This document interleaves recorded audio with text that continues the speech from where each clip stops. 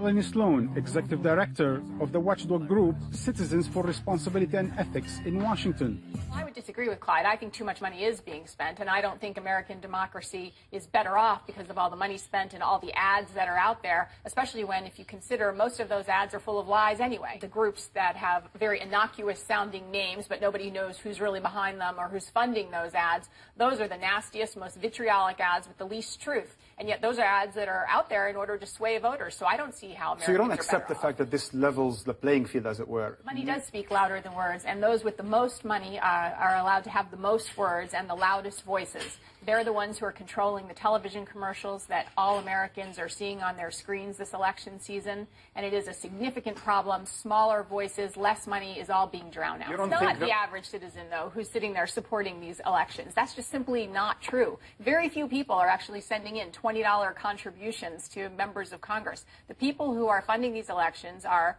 for the most part, millionaires and billionaires through the super PACs and other secret kinds of funds. Actually, the number is quite amazing, Melanie.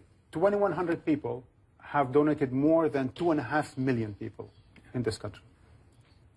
Right, and that fits in with the idea that it's very few Americans who are actually behind all of this. And even when we're talking about campaign contributions directly to members of Congress, most of the people who make those kind of contributions are lobbyists and members of trade associations and corporations, all people who want something from those members of Congress. So your average folks back home, they're not the people supporting these folks.